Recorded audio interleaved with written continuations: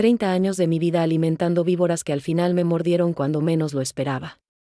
Cuando mi hijo me gritó, deja de arruinar nuestra tranquilidad, mientras yo estaba ahí parada, con las bolsas de compras que había pagado en mis manos, sintiendo como sus palabras me atravesaban como dagas, supe que algo se rompió para siempre dentro de mí.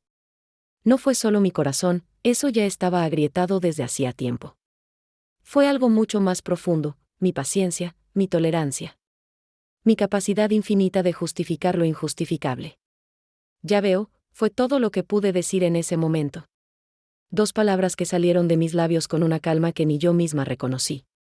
Pero detrás de esa aparente serenidad, algo estaba despertando.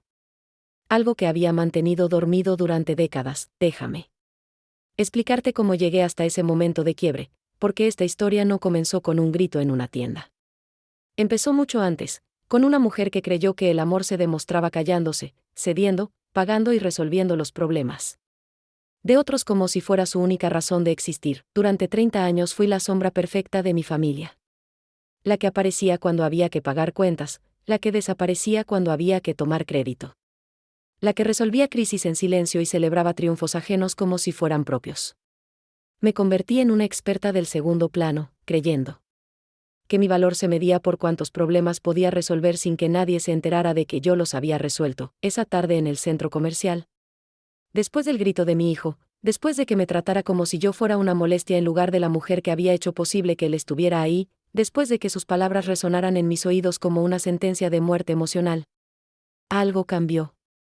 Mientras caminaba hacia mi automóvil, con las compras que él no había pagado, con la dignidad hecha pedazos pero extrañamente intacta al mismo tiempo, tomé una decisión: no iba a llorar.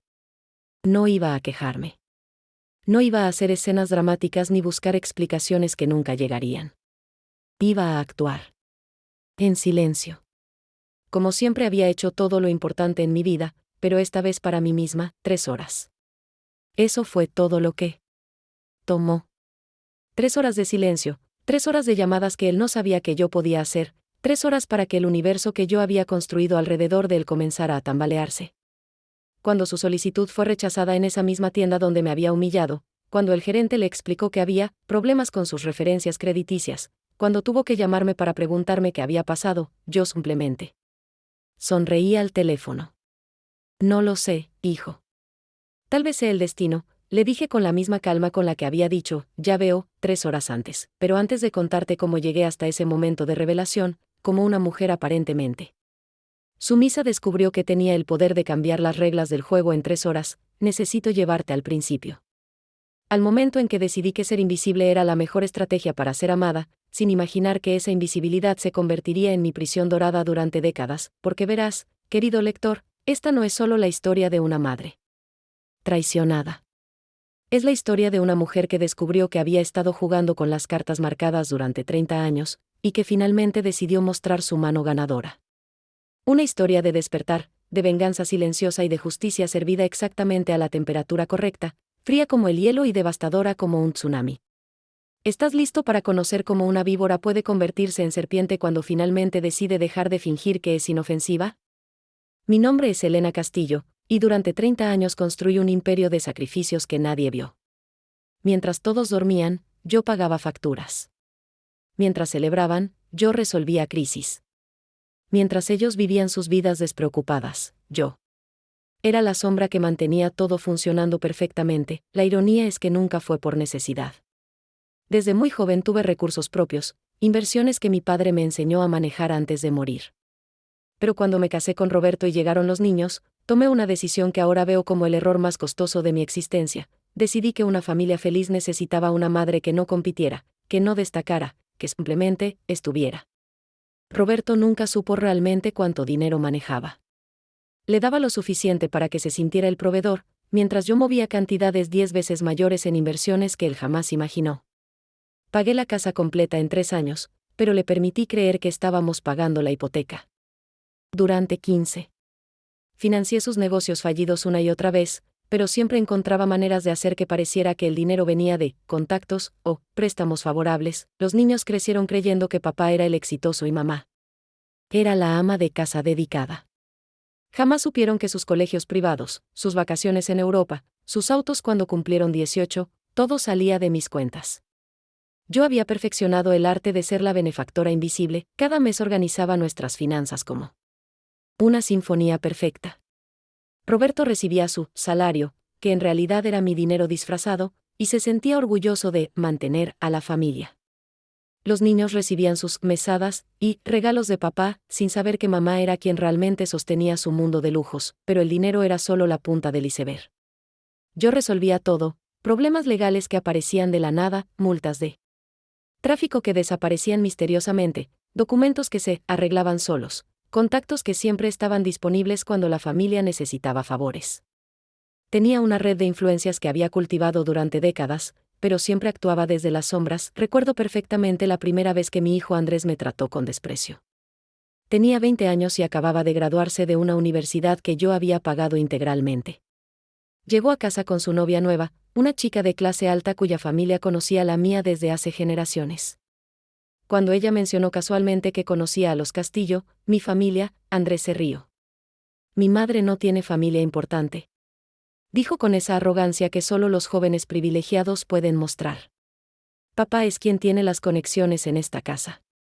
Me quedé callada, sirviendo el café que había preparado con mis propias manos, en la casa que había comprado con mi propio dinero, viendo cómo mi hijo negaba mi existencia social delante de una chica cuya abuela y yo habíamos sido amigas de la infancia. Esa noche lloré en el baño, pero a la mañana siguiente seguí con mi rutina de invisibilidad. Porque había llegado a creer que mi valor estaba en lo que podía dar, no en lo que era. Sofía, mi hija menor, desarrolló una especialidad particular, las crisis dramáticas que requerían soluciones inmediatas y costosas.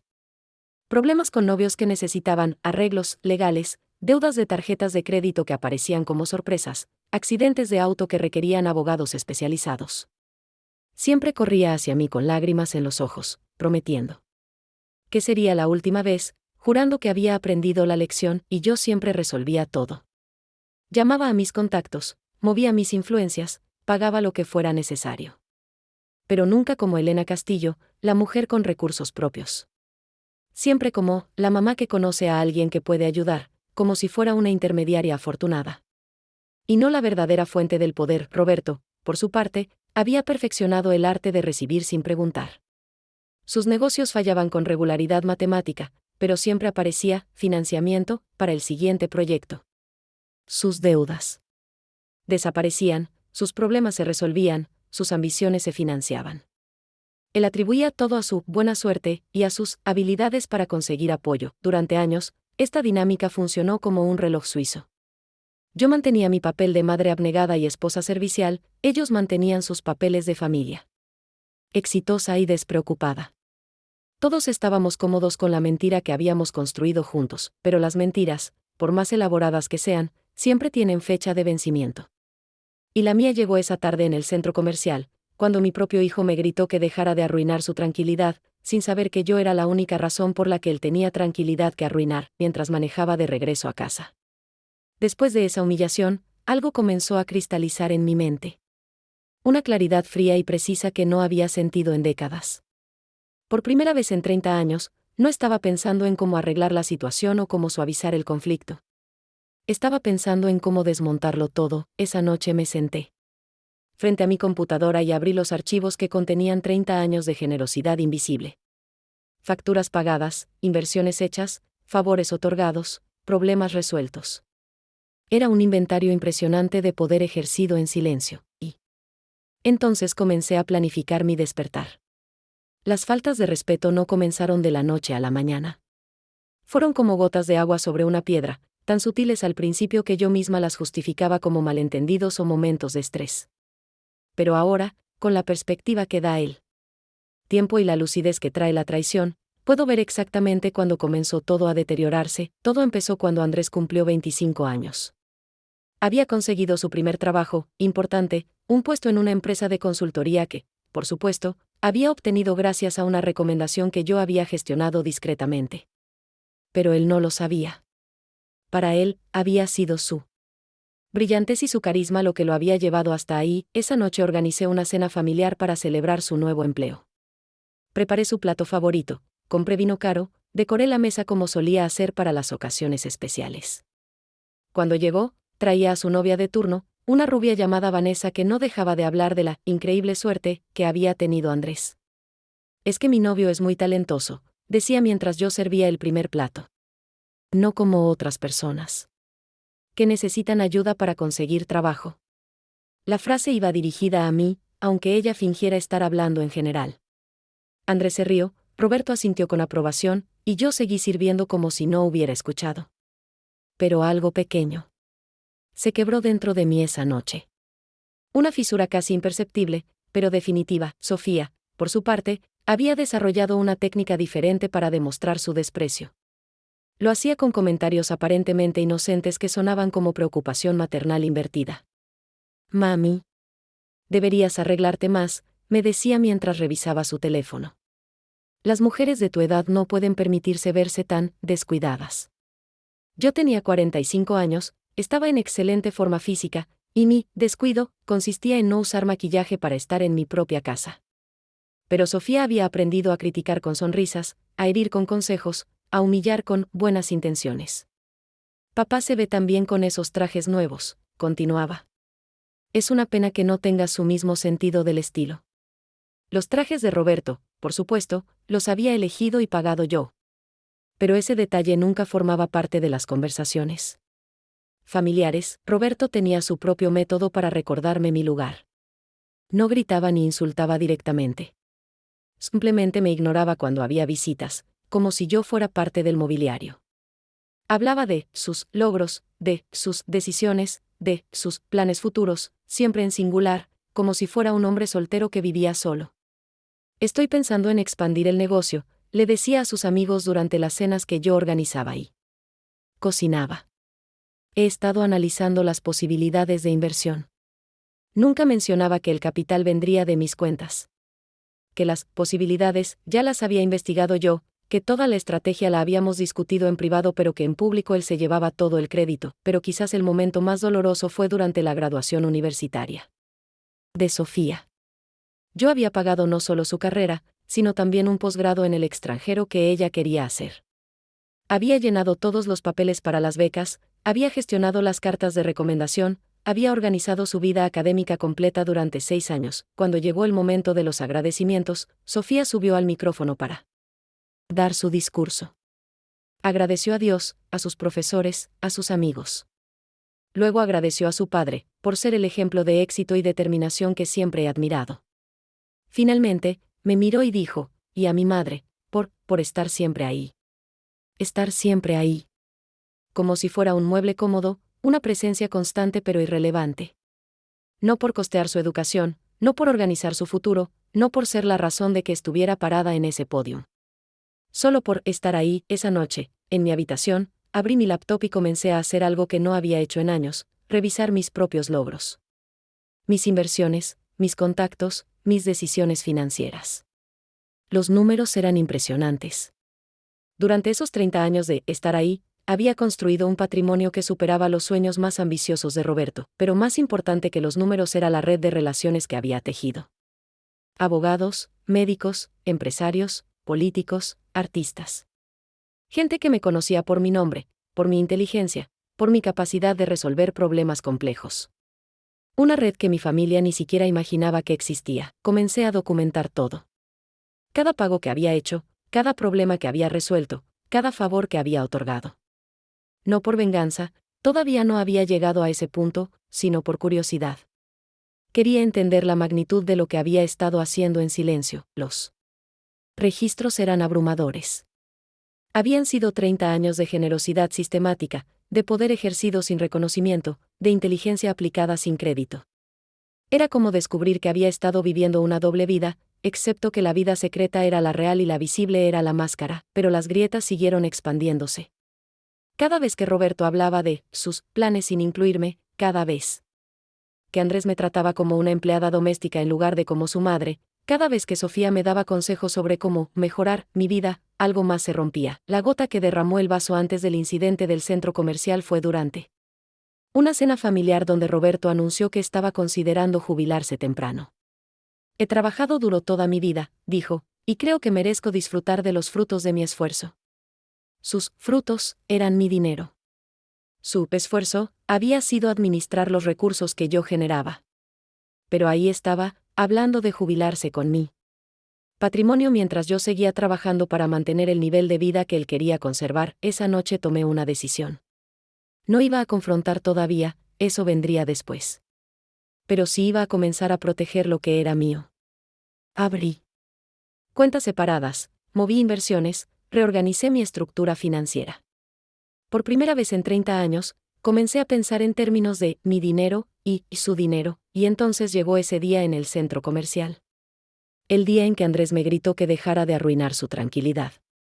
El día en que todas las grietas que se habían estado formando durante años finalmente se convirtieron en una fractura completa. Después de esa humillación, ya no había vuelta atrás. La Elena sumisa había muerto en ese momento. La que regresó a casa esa tarde era alguien completamente diferente, una mujer que había recordado quién era realmente y qué poder tenía en sus manos. El despertar había comenzado, y ya no había forma de detenerlo. Construir la máscara perfecta me tomó años de práctica meticulosa. No fue algo que sucedió de inmediato, fue un proceso gradual de borrarme a mí misma para crear la versión de Elena que mi familia necesitaba ver. Una versión simplificada, domesticada, previsible. La transformación comenzó sutilmente durante los primeros años de matrimonio. Roberto tenía un ego frágil disfrazado de seguridad inquebrantable. Cada vez que yo mencionaba mis propias opiniones sobre inversiones o negocios, él se tensaba visiblemente. Sus respuestas comenzaron a incluir frases como, déjame a mí esos temas, o, las mujeres ven estos asuntos de manera diferente. Al principio lo enfrentaba. Le mostraba mis análisis, mis proyecciones, mis estrategias. Pero él encontraba maneras de minimizar mis contribuciones o de reinterpretar mis ideas como si fueran suyas. Gradualmente, aprendí que era más efectivo plantar semillas y dejar que él creyera que las conclusiones eran propias. Cuando llegaron los niños, la máscara se volvió aún más elaborada. Andrés y Sofía crecieron viendo a una madre que siempre estaba disponible, siempre sonriente, siempre dispuesta a resolver problemas sin hacer preguntas incómodas. Desarrollé un personaje maternal que era pura funcionalidad, la que cocinaba, limpiaba, organizaba y financiaba sin nunca reclamar protagonismo. Mi biblioteca personal desapareció gradualmente de las áreas comunes de la casa. Mis libros de economía, filosofía y literatura fueron reemplazados por revistas de cocina y decoración que jamás leía. Mis diplomas y certificaciones profesionales se guardaron en cajas en el sótano. La Elena intelectual se volvió invisible para que la Elena maternal pudiera brillar. Perfeccioné el arte de la autodesaparición social. En reuniones familiares, me convertía en la anfitriona perfecta que se aseguraba de que todos tuvieran comida y bebida, pero que raramente participaba en conversaciones sustanciales. Aprendí a sonreír y a sentir cuando otras mujeres hablaban de sus carreras, fingiendo que mi único trabajo era ser esposa y madre. La ironía era que mientras interpretaba a la ama de casa satisfecha, manejaba un portafolio de inversiones más complejo que el de cualquiera de los hombres en esas reuniones. Mientras ellos discutían sobre mercados financieros con información de segunda mano, yo tomaba decisiones que movían millones de pesos desde mi teléfono, siempre discreta, siempre invisible. Roberto desarrolló la costumbre de explicarme conceptos económicos básicos, como si yo fuera una estudiante agradecida de recibir su sabiduría. Me hablaba de diversificación de inversiones mientras yo secretamente rebalanceaba nuestro portafolio. Me daba consejos sobre cómo entender los mercados mientras yo ejecutaba operaciones que él ni siquiera sabía que existían. Con los niños, la máscara requería una interpretación diferente pero igualmente exhaustiva. Tenía que ser la madre que siempre tenía tiempo, que nunca estaba demasiado ocupada para escuchar sus problemas, que mágicamente hacía que las soluciones aparecieran sin que ellos vieran el esfuerzo detrás. Cuando Andrés tuvo problemas legales menores en la universidad, una pelea que podría haber arruinado su expediente académico, yo movilicé contactos, contraté abogados especializados y negocié acuerdos que hicieron que todo desapareciera. Pero para él, simplemente fue suerte que las cosas se resolvieran solas. Sofía, durante su adolescencia rebelde, acumuló multas de tráfico que podrían haber resultado en la suspensión de su licencia. Yo las pagué todas, pero más importante, utilicé influencias para que no aparecieran en su historial. Ella nunca supo que estuvo al borde de perder su derecho a manejar. La máscara maternal también incluía la interpretación de la madre preocupada pero incapaz. Cuando había crisis financieras familiares, yo fruncía el ceño con ansiedad convincente mientras secretamente ya tenía 3 planes diferentes para resolverlas. Interpretaba a la mujer que no entiende estos temas complicados mientras coordinaba estrategias que habrían impresionado a cualquier consultor profesional, pero la actuación más demandante era la económica.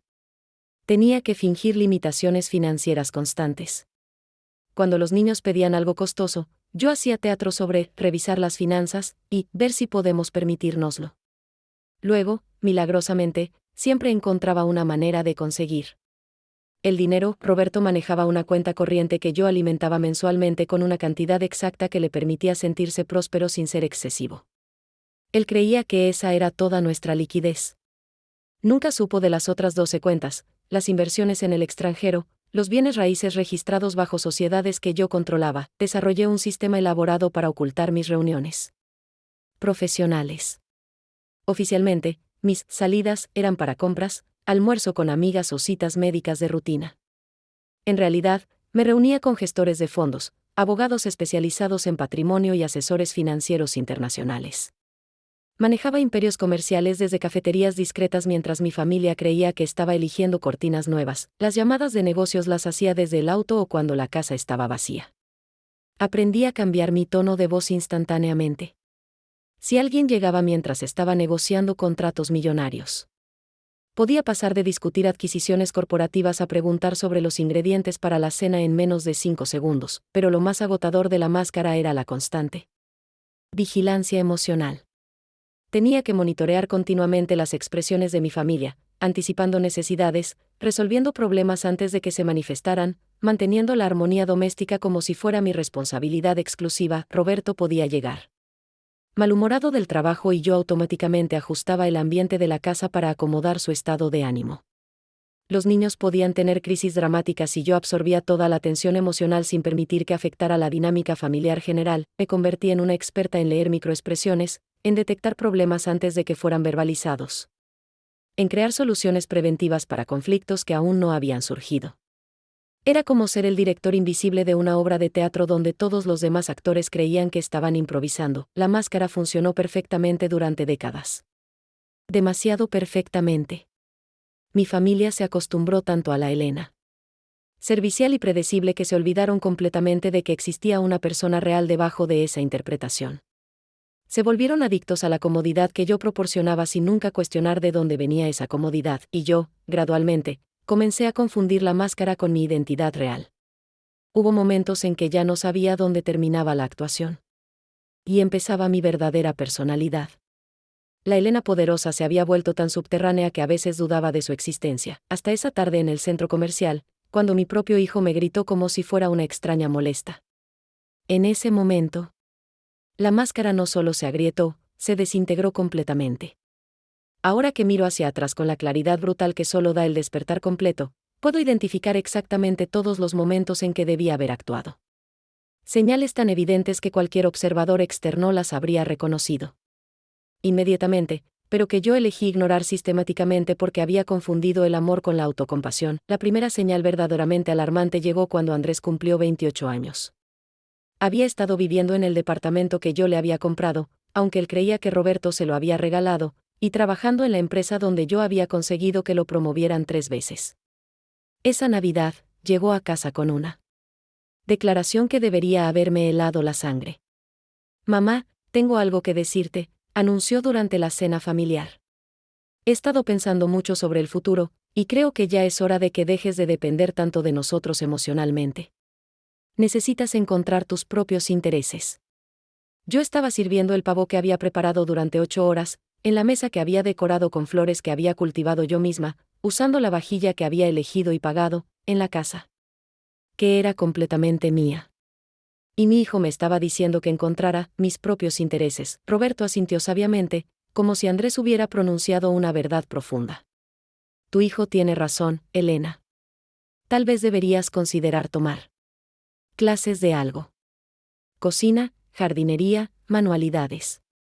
Sofía se unió al coro de consejos no solicitados. Sí, mamá. Podrías hacer yoga o unirte a un club de lectura. Algo que te ayude a no estar tan pendiente de nosotros todo el tiempo. Pendiente de ellos. Como si mi dependencia emocional no fuera el resultado de 30 años resolviendo cada crisis financiando cada capricho y organizando cada aspecto de sus vidas. Como si yo fuera una especie de parásita emocional en lugar de la columna vertebral invisible que sostenía toda su existencia cómoda, esa noche debía haber puesto todas mis cartas sobre la mesa. Debía haberles mostrado los estados de cuenta, los registros de pagos, la documentación completa de quien financiaba realmente sus vidas. Pero en lugar de eso, sonreí y prometí considerar sus sugerencias. La segunda señal llegó 6 meses después, cuando Sofía decidió estudiar una maestría en París. El programa costaba 60.000 euros anuales, sin incluir manutención. Cuando me pidió ayuda, no fue con humildad o gratitud, sino con la expectativa de alguien que está reclamando algo que le pertenece por derecho. Papá ya habló con sus contactos, me informó, pero necesitamos que uses tus conexiones para conseguir el resto del financiamiento. Mis conexiones. Como si mis décadas construyendo relaciones profesionales fueran un hobby casual que podía activar cuando fuera conveniente para ella. Como si las personas que me respetaban profesionalmente fueran recursos familiares disponibles bajo demanda, organicé toda la operación financiera en 2 semanas. Transferencias internacionales, garantías bancarias, documentación académica, visa de estudiante. Sofía nunca preguntó de dónde venía el dinero o cómo había logrado coordinar todo tan eficientemente. Simplemente asumió que era mi trabajo hacer que las cosas funcionaran. Cuando se fue a París, su llamada de despedida fue: gracias, mamá, por hacer las gestiones. Papá dice que va a visitarme cuando pueda permitírselo. Permitírselo. Con el dinero que yo seguiría enviando mensualmente para sus gastos, la tercera señal fue la más dolorosa porque involucró a Roberto directamente. Su último negocio había fracasado estrepitosamente, una empresa de importaciones que perdió $200.000 en el primer año. Cuando los acreedores comenzaron a llamar, él entró en pánico completo. Elena, necesito que hables con tus contactos. Me suplicó una noche, con una desesperación que no había visto antes en él. Debe haber alguien que pueda ayudarnos. Alguien que entienda que esto es temporal. Mis contactos. Durante 30 años había sido, déjame a mí estos temas, pero cuando necesitaba rescate, de repente mis relaciones profesionales se volvían recursos familiares. Resolví sus problemas en una semana, reestructuré sus deudas, negocié acuerdos de pago y básicamente borré las consecuencias de sus decisiones irresponsables. Su agradecimiento duró exactamente 3 días. Luego regresó a explicarme cómo funcionaban los negocios, como si yo no hubiera salvado el suyo utilizando estrategias que él ni siquiera comprendía, pero la señal más clara, la que debería haber sido mi llamada de alerta definitiva, llegó durante el cumpleaños de Roberto. Habíamos organizado una fiesta en el jardín, que yo había diseñado y mantenía, para 50 invitados que yo había coordinado. Durante su brindis de agradecimiento, Roberto habló durante 15 minutos sobre sus logros, sus valores y su gratitud hacia todos los que han creído en mí. Mencionó a sus padres, sus profesores, sus socios comerciales, incluso a su primer jefe.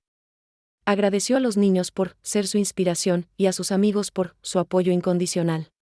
Al final, casi como una idea tardía, agregó, y por supuesto, a Elena, por ser una esposa maravillosa. Esposa maravillosa. Como si fuera un accesorio decorativo en lugar de la arquitecta de toda la estabilidad que estaba celebrando. Esa noche, mientras limpiaba los restos de la fiesta que había organizado en honor al hombre cuya vida había construido secretamente, algo se endureció dentro de mí. No era tristeza ni rabia todavía. Era una especie de claridad fría, como si estuviera viendo mi vida desde afuera por primera vez. Comencé a documentar todo sistemáticamente. No por venganza, aún no había llegado a ese punto, sino por necesidad de entender la magnitud de mi propia invisibilidad. Cada favor otorgado, cada crisis resuelta, cada obstáculo eliminado. La lista era abrumadora. También comencé a observar a mi familia con ojos diferentes. Ya no veía a personas que me amaban pero que no sabían expresarlo adecuadamente. Veía a consumidores habituales de recursos que habían aprendido a tomar sin dar nada a cambio. Roberto había desarrollado una habilidad extraordinaria para presentar mis soluciones como sus ideas. Sofía había perfeccionado el arte de convertir cada favor en una expectativa. Andrés había evolucionado de hijo agradecido a crítico constante de una madre que, según él, necesitaba encontrar su propósito, mi propósito. Como si mantener a flote sus vidas durante 3 décadas no hubiera sido propósito suficiente, la señal final, la que precedió inmediatamente el incidente del centro comercial, llegó durante una cena familiar donde Andrés anunció que estaba considerando casarse con su novia actual. La conversación se centró inmediatamente en la logística, el lugar, la fecha, el presupuesto. Obviamente será una ceremonia elegante, declaró Andrés. Vanessa viene de una familia importante y tenemos una reputación que mantener. Una reputación construida sobre mi dinero, mi influencia y mis contactos, pero presentada como si fuera un patrimonio familiar generado colectivamente. Estoy seguro de que mamá estará encantada de ayudar con los preparativos, agregó Roberto. Tiene tanto tiempo libre. Tiempo libre. Como si mis días no estuvieran llenos de gestiones que mantenían funcionando sus vidas cómodas, esa noche tomé una decisión preliminar pero definitiva: no iba a financiar una boda donde sería tratada como empleada de eventos. No iba a organizar una celebración donde mi contribución sería invisible mientras otros recibían el crédito, pero aún no estaba lista para la confrontación total. Aún creía que podía corregir la situación gradualmente, educando a mi familia sobre el respeto y la gratitud. Aún tenía esperanza de que pudieran cambiar si yo simplemente encontraba la manera correcta de comunicarme. Esa esperanza murió definitivamente en el centro comercial, cuando Andrés me gritó que dejara de arruinar su tranquilidad. En ese momento entendí que no había malentendido que aclarar ni comunicación que mejorar. Había una dinámica de poder que había funcionado perfectamente para ellos durante décadas, y no tenían ningún incentivo para cambiarla. Fue entonces cuando decidí cambiar las reglas del juego completamente. El camino de regreso a casa después del incidente del centro comercial fue el más revelador de mi vida adulta. Por primera vez en 30 años, no estaba pensando en cómo suavizar la situación, cómo disculparme por algo que no había hecho mal, o cómo restaurar la armonía familiar. Estaba pensando en algo completamente diferente, en quién era yo realmente cuando nadie estaba mirando. Durante esos 20 minutos de manejo, una transformación silenciosa pero irreversible comenzó a gestarse. Era como si una versión de mí misma que había estado dormida durante décadas finalmente hubiera abierto los ojos. No con rabia ciega o sed de venganza, sino con una lucidez cristalina que me permitía ver la situación exactamente como era. Llegué a casa y me dirigí directamente a mi estudio personal, un espacio que la familia raramente visitaba porque lo consideraban aburrido. Allí, rodeada de mis libros reales, mis documentos financieros y mis recuerdos auténticos, comencé a hacer un inventario completo de mi verdadero poder. No había sido una víctima pasiva durante todos estos años. Había sido una estratega consumada que había elegido operar desde las sombras. La diferencia era que antes lo hacía por amor, ahora lo haría por justicia. Abrí mi laptop y accedí a los sistemas que mi familia jamás había imaginado que existían. Portafolios de inversión distribuidos en 12 países diferentes, sociedades offshore que controlaban propiedades comerciales, fondos de pensión privados que generaban ingresos mensuales superiores al salario anual de Roberto. No era solo rica. Era poderosa de maneras que ellos nunca habían sospechado, pero más importante que el dinero era la red de influencias que había cultivado meticulosamente. Tenía en mi agenda personal los números directos de jueces, fiscales, directores de bancos, empresarios multinacionales, políticos de alto nivel. Gente que me conocía como Elena Castillo, no como la esposa de Roberto o la madre de Andrés y Sofía. Durante años, había utilizado estas conexiones exclusivamente para beneficio familiar. Cada favor pedido había sido para resolver problemas de ellos, cada influencia ejercida había sido para abrir puertas que ellos necesitaban cruzar.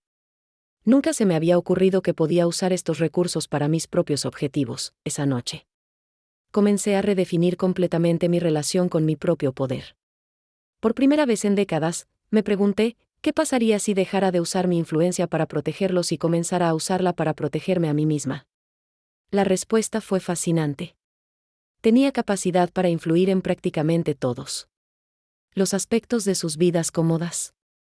Los empleos que creían haber conseguido por mérito propio, los préstamos que habían obtenido con facilidades misteriosas, las multas que habían desaparecido inexplicablemente, los problemas legales que se habían resuelto solos.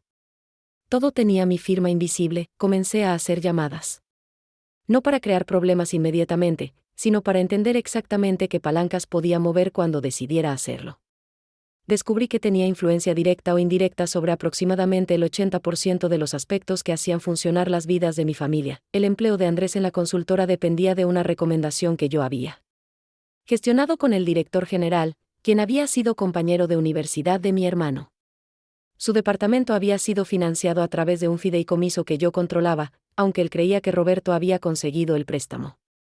Su automóvil estaba registrado bajo una de mis empresas para efectos fiscales favorables que él desconocía completamente. Sofía, viviendo su experiencia parisina, dependía de transferencias mensuales que salían de mis cuentas internacionales. Su visa de estudiante había sido expeditada gracias a contactos en el consulado francés que habían trabajado conmigo en proyectos de cooperación empresarial. Su departamento en París estaba en un edificio cuyo propietario me debía favores comerciales significativos. Roberto era aún más dependiente de mi infraestructura invisible. Su actual negocio exitoso, después del fracaso de las importaciones, funcionaba completamente con capital mío disfrazado como inversión de socios silenciosos. Sus clientes principales habían llegado a través de referencias que yo había proporcionado discretamente. Su oficina estaba en un edificio donde yo tenía influencia directa con la administración, pero lo más revelador fue descubrir que tenía poder sobre aspectos de sus vidas que ellos consideraban completamente independientes. El club social donde Roberto jugaba tenis cada fin de semana había sido construido en terrenos que mi familia había vendido años atrás, y yo mantenía relaciones cordiales con la junta directiva. La universidad donde Sofía había estudiado. Su carrera tenía una cátedra patrocinada por una de mis fundaciones. El banco donde Andrés tenía sus cuentas personales era dirigido por alguien que había sido mi socio en múltiples proyectos. Durante esa primera semana después del incidente, no cambié nada externamente. Seguí cocinando, limpiando, organizando, sonriendo. Pero internamente, estaba recalibrando completamente mi relación con mi propia vida. Cada gesto servicial que hacía ahora lo evaluaba: ¿esto me beneficia a mí de alguna manera, o solo perpetúa un sistema que me invisibiliza? Comencé a documentar meticulosamente no solo lo que había hecho por ellos, sino lo que ellos nunca habían hecho por mí. La asimetría era abrumadora. 30 años de generosidad unidireccional, 30 años de sacrificios no reconocidos, 30 años de construcción de un imperio económico que ellos disfrutaban sin siquiera saber que existía. También empecé a prestar atención a detalles que antes ignoraba por costumbre. La manera en que Roberto hablaba de mí cuando creía que no estaba escuchando. Los comentarios despectivos que Andrés hacía sobre mi inteligencia.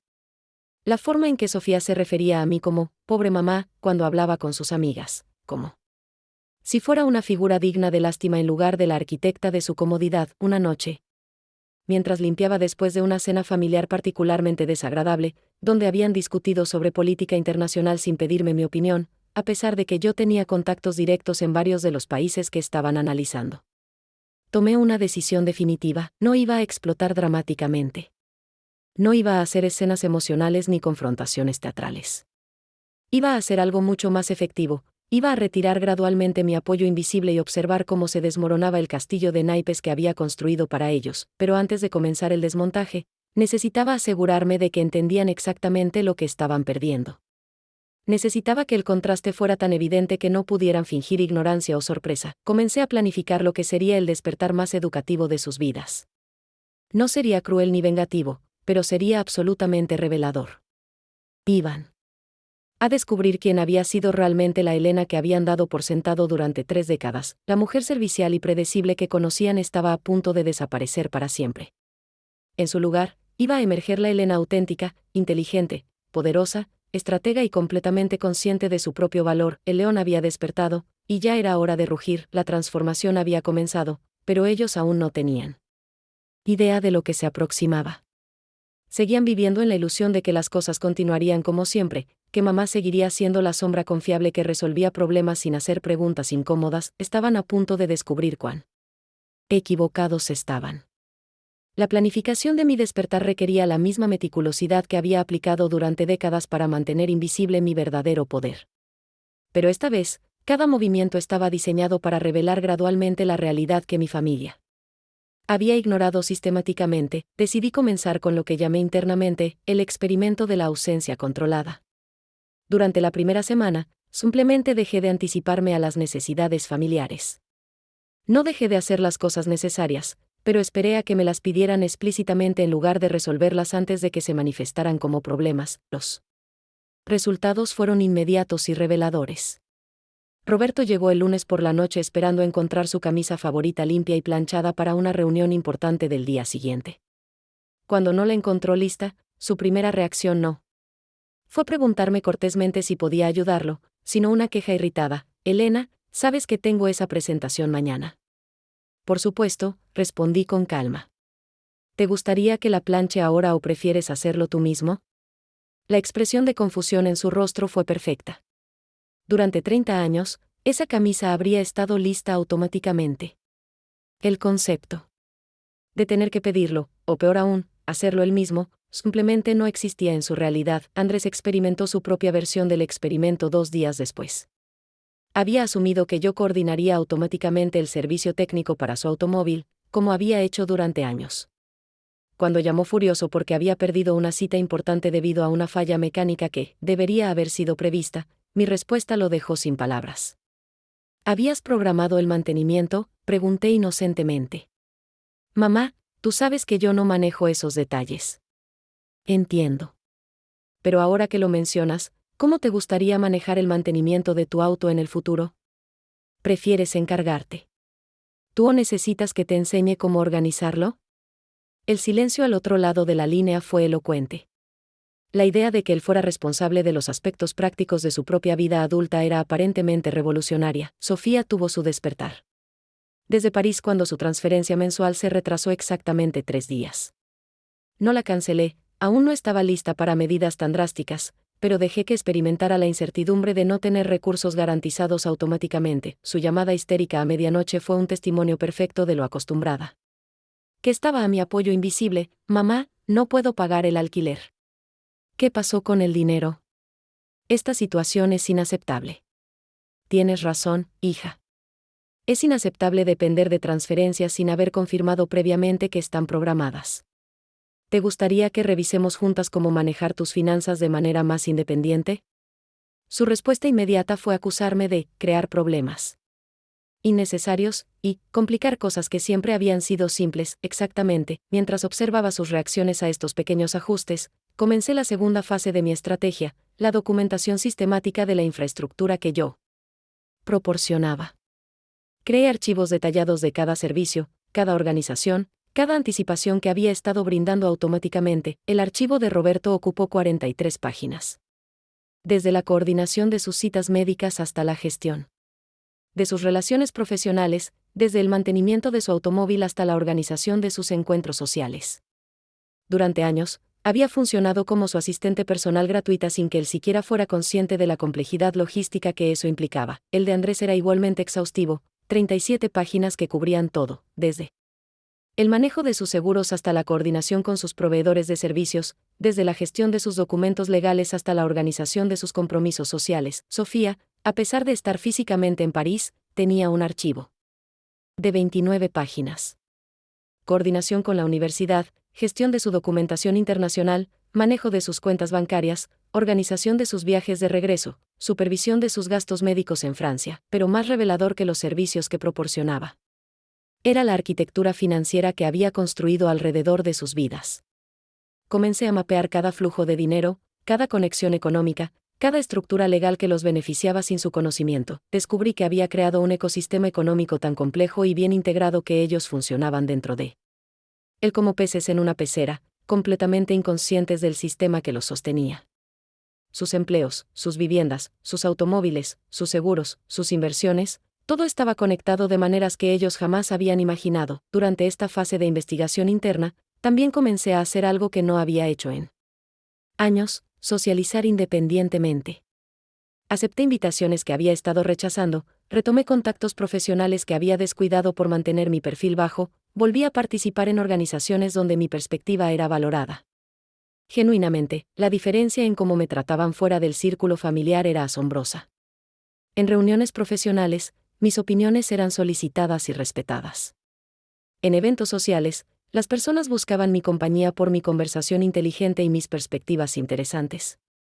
En contextos comerciales, era reconocida como una negociadora hábil y una estratega perspicaz. Había olvidado completamente cómo se sentía ser vista como una persona completa en lugar de como una función doméstica. Una noche, después de regresar de una cena de negocios particularmente estimulante donde había discutido estrategias de inversión internacional con otros empresarios, encontré a Roberto esperándome con expresión molesta. ¿Dónde estabas? tenía hambre y no había nada preparado para cenar. La pregunta me pareció tan absurda que tardé un momento en procesarla. Un hombre adulto de 52 años, quejándose de que no había comida preparada automáticamente cuando él decidió que tenía hambre. Estaba en una reunión de trabajo, respondí tranquilamente. ¿Preparaste algo para ti? ¿Reunión de trabajo? ¿Qué tipo de trabajo? Esa pregunta fue el momento de mayor claridad que había tenido en años. Mi esposo de 30 años no tenía idea de que yo tenía actividades profesionales. Para él, mis salidas eran exclusivamente domésticas o sociales sin importancia. Inversiones internacionales, respondí simplemente. Su expresión de confusión fue tan genuina que casi sentí lástima por él. Era como si hubiera dicho que había estado piloteando naves espaciales. Durante las siguientes 2 semanas, intensifiqué mi presencia en el mundo exterior mientras mantenía mi observación silenciosa del interior familiar. Cada día que pasaba, la brecha entre quién era yo realmente y quién mi familia creía que era se volvía más evidente. También comencé a probar su capacidad de funcionamiento independiente de maneras más sutiles. Dejé de comprar automáticamente los productos que ellos preferían, esperando a que expresaran sus necesidades específicamente. Dejé de organizar preventivamente sus horarios, permitiendo que experimentaran las consecuencias de su propia desorganización. Dejé de resolver anticipadamente problemas que aún no se habían manifestado como crisis. Los resultados fueron educativos tanto para ellos como para mí. Ellos comenzaron a experimentar niveles de estrés e inconvenientes que no habían sentido en décadas. Yo comencé a redescubrir cuánta energía mental había estado gastando en mantener sus vidas funcionando sin fricciones. La fase preparatoria estaba funcionando perfectamente. Mi familia estaba comenzando a notar que algo había cambiado, pero aún no podían identificar exactamente qué. Atribuían los pequeños inconvenientes a coincidencias desafortunadas o a mi distracción creciente. No sabían que cada inconveniente era cuidadosamente calibrado para prepararlos para la revelación que se aproximaba. No sabían que estaba documentando meticulosamente cada reacción, cada queja, cada expectativa automática que revelaba su dependencia completa de mi gestión invisible. La infraestructura para su despertar estaba casi completa. Pronto sería hora de mostrarles exactamente quién había sido Elena Castillo durante todos estos años de invisibilidad voluntaria. Después de 3 semanas de observación y preparación minuciosa, llegó el momento de activar la maquinaria que había estado construyendo silenciosamente. No era venganza lo que buscaba, era educación. Quería que mi familia entendiera exactamente cuál había sido mi contribución real a sus vidas durante 3 décadas. El primer movimiento estratégico lo hice un martes por la mañana. Llamé a Marcela Herrera, directora de recursos humanos de la consultora donde trabajaba Andrés. Marcela y yo habíamos colaborado en varios proyectos de responsabilidad social empresarial y manteníamos una relación profesional sólida. Marcela, necesito pedirte un favor personal, le dije durante nuestra conversación. Mi hijo Andrés trabaja en tu empresa, y me gustaría que evalúes objetivamente su desempeño sin mencionar nuestra conexión. Estoy considerando algunas decisiones familiares importantes y necesito información imparcial. La evaluación que recibí 2 días después fue reveladora. Andrés era considerado un empleado promedio, sin iniciativa particular ni habilidades excepcionales. Su ascenso más reciente había sido resultado directo de la recomendación que yo había proporcionado a través de contactos con la junta directiva.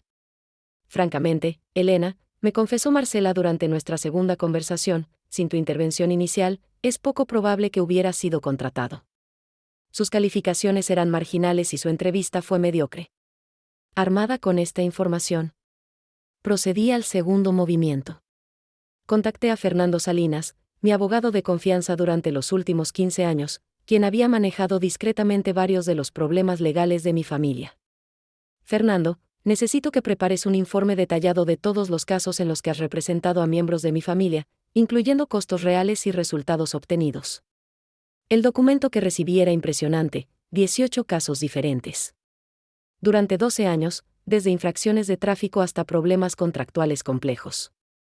El costo total superaba los $150,000, todos pagados discretamente desde mis cuentas personales, pero lo más significativo era la nota que Fernando había agregado al final. Elena, debo mencionar que en al menos 12 de estos casos, tu intervención personal fue determinante para obtener resultados favorables. Tus contactos y tu reputación abrieron puertas que de otra manera habrían permanecido cerradas. El tercer elemento de mi estrategia involucró a Patricia Montes, directora del banco donde Roberto y yo teníamos nuestras cuentas principales. Patricia había sido compañera de maestría y habíamos mantenido una amistad profesional durante años. Patricia, necesito entender la estructura crediticia real de mi esposo, le solicité directamente. Quiero saber qué capacidad de préstamo tendría sin las garantías que yo proporciono. Su respuesta fue brutalmente honesta: Elena, sin tus respaldos financieros y tu historial crediticio, Roberto calificaría apenas para préstamos básicos. Su capacidad independiente es limitada debido a sus antecedentes comerciales inconsistentes. Mientras reunía esta información, también activé la tercera fase de mi plan, la reducción gradual pero notoria de mi gestión automática de crisis. No eliminé mi apoyo completamente, eso habría sido cruel, pero permití que experimentaran las consecuencias naturales de sus decisiones sin mi intervención preventiva. La primera oportunidad se presentó cuando Sofía llamó desde París. Con una crisis financiera. Había excedido su presupuesto mensual en compras impulsivas y necesitaba dinero adicional para cubrir gastos esenciales. En lugar de resolver el problema inmediatamente como había hecho durante años, implementé lo que llamé protocolo de transparencia. Sofía, por supuesto puedo ayudarte, le dije calmadamente. Pero esta vez vamos a manejar la situación de manera diferente. Te voy a enviar el dinero que necesitas, pero también voy a enviarte un desglose completo de todos los gastos que he cubierto para ti durante los últimos 2 años. Su respuesta fue inmediata: mamá, no necesito un informe contable. Solo necesito el dinero. Entiendo tu urgencia, hija. Pero creo que es importante que entiendas el panorama completo de tu situación financiera. Le transferí los fondos que necesitaba, pero también le envié un documento de 40 páginas detallando cada transferencia, cada pago, cada gasto que había cubierto desde que llegó a París. El total era sorprendente, más de 80.000 euros en 18 meses. Su reacción al recibir el documento fue predeciblemente emocional: mamá, me estás haciendo sentir culpable por gastos normales. No pedí este análisis detallado. No se trata de culpa, Sofía. Se trata de transparencia. Creo que mereces saber exactamente cómo funciona tu estabilidad financiera. Roberto experimentó su propio despertar educativo cuando su socio silencioso, una de mis estructuras empresariales, requirió documentación detallada para continuar financiando su negocio actual. Durante años, había recibido capital de inversión a través de intermediarios que yo controlaba, pero él nunca había tenido que justificar el uso de esos fondos o demostrar rentabilidad. Cuando mi representante legal le solicitó estados financieros detallados y proyecciones de crecimiento, su pánico fue evidente. Elena, no entiendo qué está pasando, me dijo esa noche con genuina preocupación. Mis inversionistas están pidiendo información que nunca habían solicitado antes. ¿Tienes alguna idea de por qué? Tal vez están siendo más cuidadosos con sus inversiones, respondí neutramente. ¿Tienes la documentación que solicitan? Su expresión de confusión reveló una verdad incómoda: durante años había operado su negocio sin supervisión financiera real porque yo había eliminado silenciosamente esa necesidad. Andrés tuvo su propio encuentro con la realidad cuando su solicitud de préstamo para un automóvil nuevo fue rechazada por el banco. Durante años, sus préstamos habían sido aprobados automáticamente debido a garantías que yo proporcionaba discretamente a través de mis relaciones bancarias. Es increíble, me dijo furioso después de la negativa. Tengo un empleo estable y un historial crediticio limpio. No entiendo por qué me están rechazando. ¿Revisaste los requisitos específicos del préstamo?, pregunté inocentemente. Mamá, esos detalles técnicos nunca habían sido problema antes. Exactamente. Porque yo había estado manejando esos detalles técnicos sin que él lo supiera. Durante estas semanas de educación gradual, también intensifiqué mi vida social y profesional independiente. Acepté invitaciones a eventos donde mi presencia era valorada genuinamente, retomé proyectos que había abandonado para mantener mi disponibilidad familiar completa, y comencé a reconstruir la identidad pública que había sacrificado por la invisibilidad doméstica. La diferencia en cómo me percibían fuera versus dentro de mi familia se volvió cada vez más contrastante. En contextos profesionales, era Elena Castillo, empresaria respetada, inversora astuta, networker hábil. En casa, Seguía siendo, mamá, la solucionadora de problemas automática cuyas contribuciones eran invisibles, pero esa invisibilidad estaba a punto de terminar definitivamente. Durante la cuarta semana de mi estrategia educativa, comencé a preparar lo que sería la revelación final, una presentación completa de mi verdadera identidad y capacidades. No sería una confrontación emocional ni una explosión dramática. Sería una demostración profesional y sistemática de quién había sido Elena Castillo durante todos estos años de abnegación voluntaria. Preparé carpetas individuales para cada miembro de la familia, conteniendo documentación completa de mi participación en sus vidas, financiera, logística, profesional y social. Quería que vieran, con números precisos y fechas específicas, exactamente cuál había sido mi contribución real versus la percepción que tenían de mi rol. La maquinaria estaba funcionando perfectamente. Cada día que pasaba, mi familia experimentaba un poco más de la realidad que yo había estado amortiguando durante décadas. Cada inconveniente menor los preparaba para entender la magnitud de lo que realmente estaba en juego. Pronto sería hora de la revelación completa. Pronto sabrían quién era realmente Elena Castillo, y qué significaba verdaderamente perder mi apoyo invisible. El despertar estaba casi completo. Las 3 horas que transcurrieron entre el grito de Andrés en el centro comercial y el rechazo de su solicitud en la tienda fueron las más calculadas y precisas de mi vida adulta. No fueron horas de rabia ciega ni de planificación vengativa, sino de ejecución meticulosa de una estrategia que había estado perfeccionando durante semanas, desde mi automóvil, mientras manejaba con la calma de alguien que finalmente había encontrado su propósito. Comencé a hacer las llamadas que cambiarían todo. La primera fue a Gabriela Vázquez, gerente regional de la cadena de tiendas donde Andrés había solicitado su compra a crédito. Gabriela, soy Elena Castillo, dije con la voz firme de quien está acostumbrada a ser escuchada.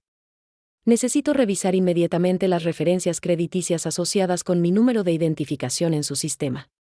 Gabriela y yo habíamos trabajado juntas en un proyecto de modernización comercial 2 años atrás. Ella conocía mi reputación y mi influencia en el sector financiero local. Por supuesto, Elena. Dame un momento para acceder al sistema, respondió con la eficiencia de quien entiende que ciertas llamadas requieren atención inmediata. Lo que descubrimos fue exactamente lo que había sospechado. Durante años, Andrés había estado utilizando referencias crediticias que se basaban en garantías implícitas vinculadas a mi historial financiero. Su excelente capacidad crediticia era en realidad un reflejo de mi respaldo invisible. Gabriela, necesito que retires inmediatamente cualquier respaldo o garantía asociada con mi perfil para futuras transacciones de terceros, efectivo inmediatamente. ¿Estás segura, Elena? Esto podría afectar transacciones pendientes. Completamente segura.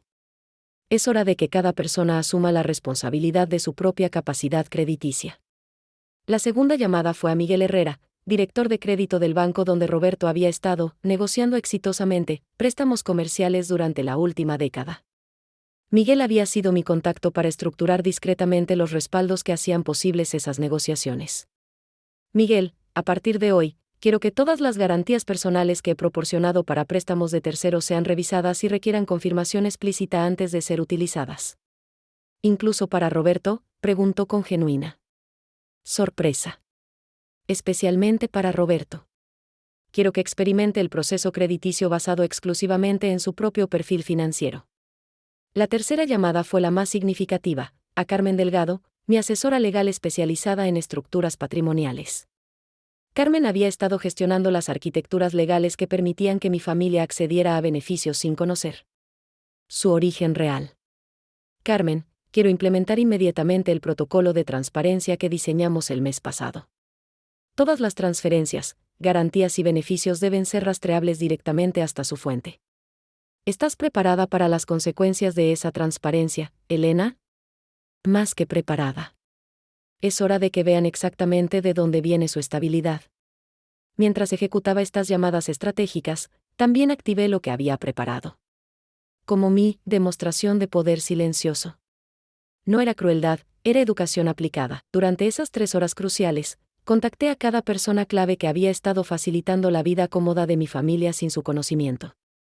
Coordiné que Andrés experimentara exactamente lo que significaba no tener respaldo materno en el momento preciso en que más lo necesitaba. Su solicitud en la tienda fue rechazada no por malicia, sino porque por primera vez en su vida adulta estaba siendo evaluado basándose exclusivamente en sus propios méritos financieros. Sin mis garantías invisibles, sin mi historial crediticio respaldándolo, sin la red de favores profesionales que yo había tejido durante décadas, cuando me llamó desde la tienda, con esa voz de confusión e indignación que solo pueden tener quienes nunca han enfrentado un rechazo real, su primera pregunta fue reveladora: mamá, algo está mal con el sistema. Me están rechazando una compra que debería ser automática. ¿Automática basándose en qué, Andrés? En mi historial crediticio. En mi capacidad de pago. En mi reputación. Esas 3 horas también las utilicé para preparar lo que sería la revelación más educativa de nuestras vidas familiares. Mientras Andrés lidiaba con su primera experiencia de rechazo comercial, yo organizaba la documentación que le mostraría exactamente por qué había sido automática durante tanto tiempo. Contacté a cada institución financiera donde tenía influencia, a cada empresa donde había facilitado oportunidades para mi familia, a cada contacto profesional que había utilizado para abrir puertas que ellos creían haber cruzado por mérito propio. La cuarta llamada fue a Ricardo Mendoza, director general del conglomerado empresarial donde Andrés había conseguido su primer empleo importante, 5 años atrás. Ricardo había sido compañero de universidad de mi hermano y me debía varios favores profesionales significativos. Ricardo, quiero revisar contigo la situación laboral actual de Andrés Vega en tu organización. Por supuesto, Elena. ¿Hay algún problema específico? No hay problema. Simplemente quiero entender si su desempeño justifica su posición actual sin considerar recomendaciones externas. La evaluación que recibí confirmó lo que ya sabía: Andrés era un empleado competente pero no excepcional, cuyo crecimiento profesional había sido facilitado por intervenciones que él desconocía completamente. Durante esas mismas 3 horas, también implementé lo que llamé recalibración de expectativas con Sofía en París. Le envié un mensaje detallando que, a partir del próximo mes, sus transferencias mensuales requerirían justificación previa y aprobación específica. Su respuesta inmediata fue típicamente dramática: mamá, no puedes cambiar las reglas. De repente. Tengo gastos programados.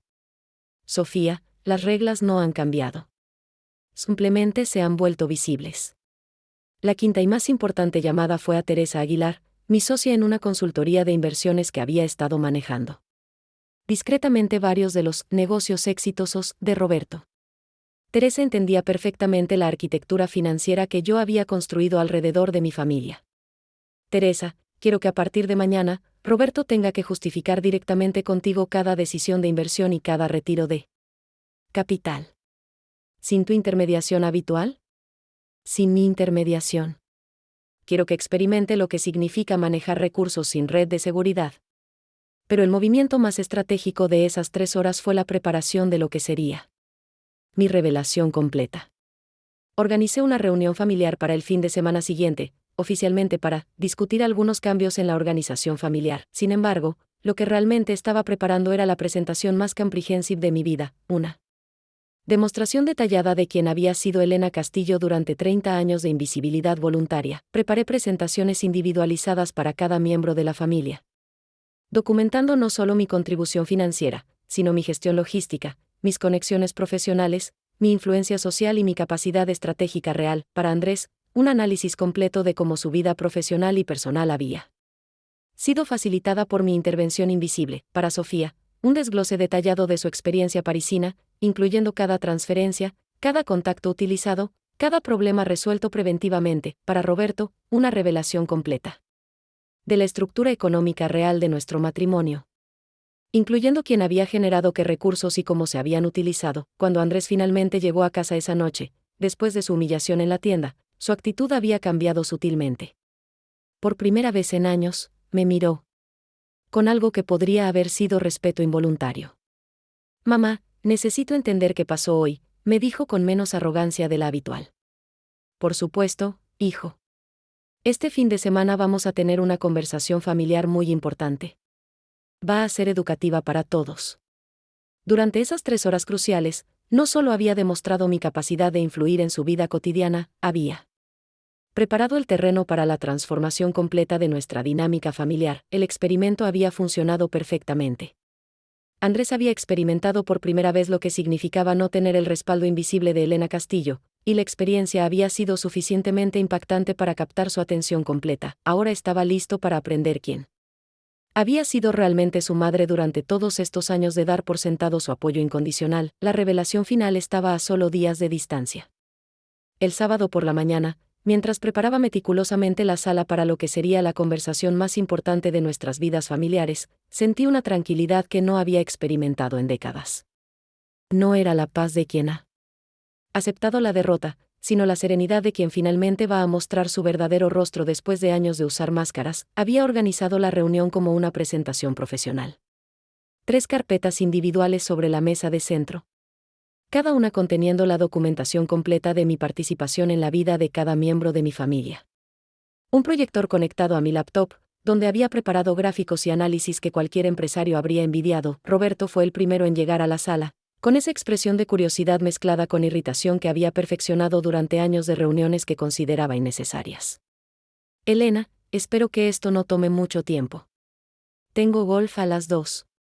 Tendrás todo el tiempo que necesites para procesar lo que vamos a discutir hoy, respondí con una calma que lo sorprendió visiblemente. Andrés llegó 15 minutos tarde, como era su costumbre, pero con una actitud notablemente menos arrogante que la semana anterior. El incidente de la tienda había funcionado como el primer despertar que necesitaba. Sofía se conectó desde París por videollamada, con esa impaciencia característica de quien considera que las reuniones familiares son interrupciones de su vida verdaderamente importante. Bien, comencé, activando el proyector. Durante 30 años he funcionado como la administradora invisible de esta familia. Hoy van a conocer exactamente qué significa eso. La primera diapositiva mostró un organigrama detallado de nuestra estructura familiar real, incluyendo flujos financieros, redes de contactos y sistemas de apoyo.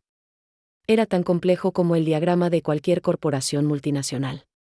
Esta es nuestra familia desde una perspectiva operativa, expliqué con el tono de quien está acostumbrada a dirigir juntas directivas. Como pueden ver, hay una coordinación central que gestiona múltiples subsistemas. Roberto frunció el ceño, claramente confundido por la complejidad del diagrama. Elena, no entiendo qué tiene que ver esto con nosotros. Tiene que ver con quien ha estado coordinando cada uno de estos sistemas durante 3 décadas. Abrí la primera carpeta, la de Andrés, y comencé con la revelación más impactante. Andrés, tu empleo en consultora Meridian. ¿Recuerdas cómo conseguiste esa oportunidad? Por supuesto.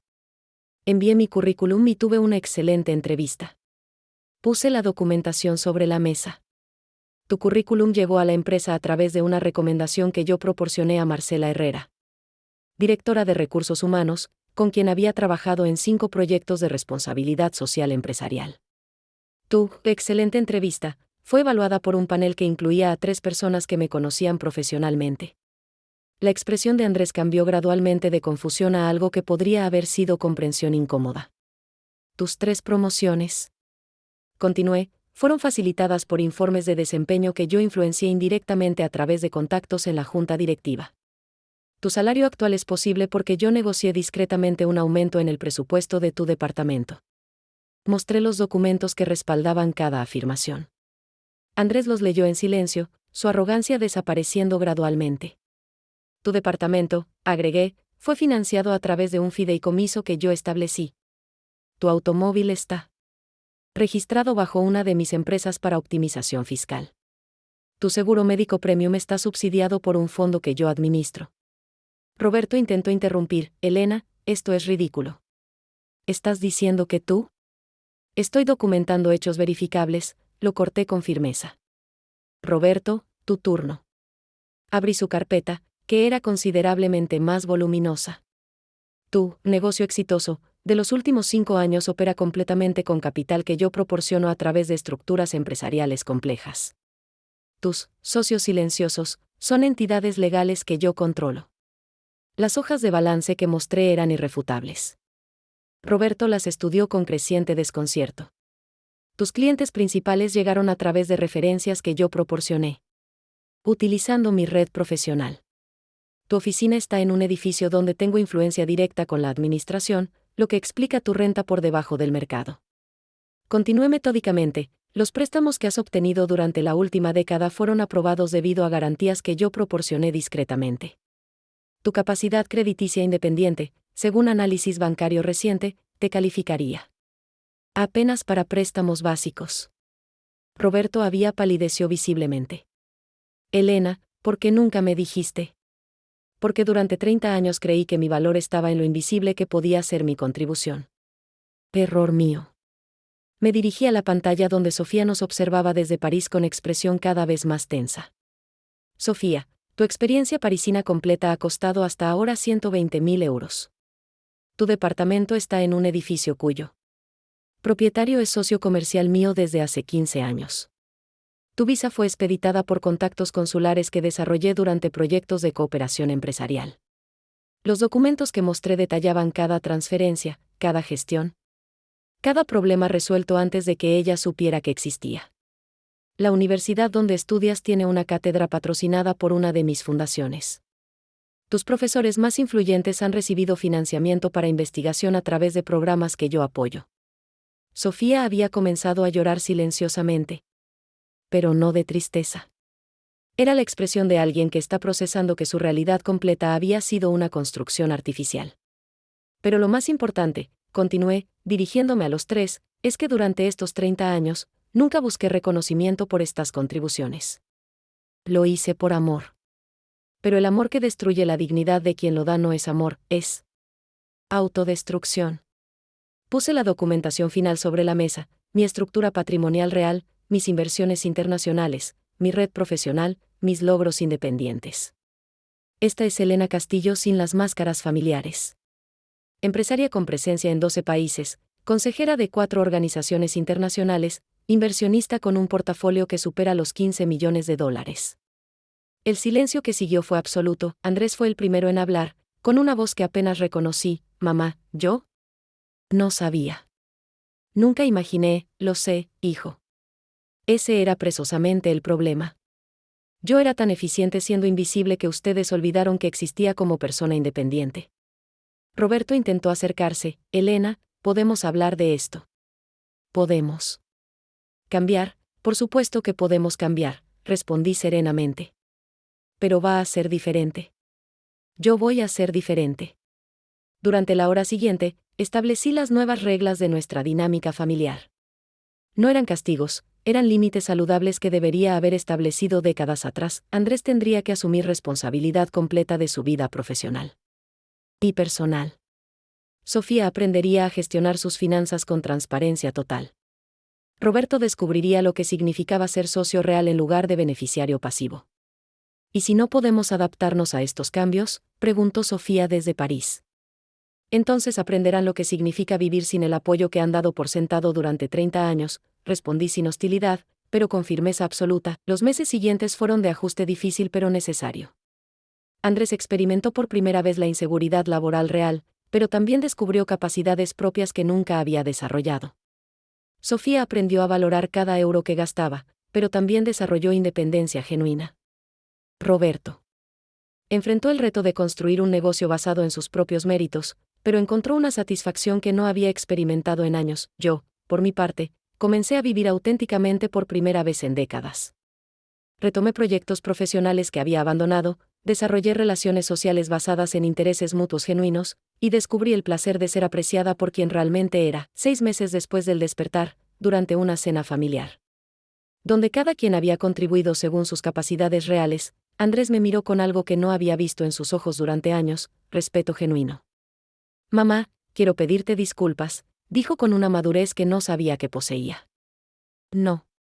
Solo por ese día en el centro comercial, sino por 30 años de no verte realmente. Roberto asintió, con una humildad que le había costado meses desarrollar. Elena, he aprendido más sobre negocios en estos 6 meses trabajando independientemente que en toda mi vida anterior. Pero sobre todo, he aprendido a valorar lo que realmente aportas a nuestras vidas. Sofía, visitándonos desde París con dinero que había ahorrado trabajando medio tiempo, agregó: mamá, nunca entendí lo fuerte que eras hasta que dejaste de protegerme de mis propios errores. Esa noche, mientras reflexionaba sobre la transformación que todos habíamos experimentado, me di cuenta de que el despertar había sido mutuo. Ellos habían aprendido a valorar lo que realmente significaba mi apoyo, pero yo había aprendido algo igualmente importante, que el amor verdadero a veces requiere permitir que las personas que amamos enfrenten las consecuencias de sus elecciones. La Elena que había gritado internamente durante décadas finalmente había encontrado su voz. La familia que había funcionado como consumidores pasivos de generosidad invisible había aprendido a ser socios conscientes en una dinámica de respeto mutuo. No fue el final que había imaginado cuando comencé este despertar. Pero fue infinitamente mejor, fue el comienzo de relaciones auténticas basadas en reconocimiento mutuo en lugar de invisibilidad conveniente. Algunas veces, la transformación más profunda requiere que dejemos de ser quienes otros necesitan. Que seamos y comencemos a ser quienes realmente somos. Mi familia tuvo que aprender a amarme por quien era, no por lo que podía hacer por ellos, y yo, finalmente, aprendí que merecía exactamente ese tipo de amor.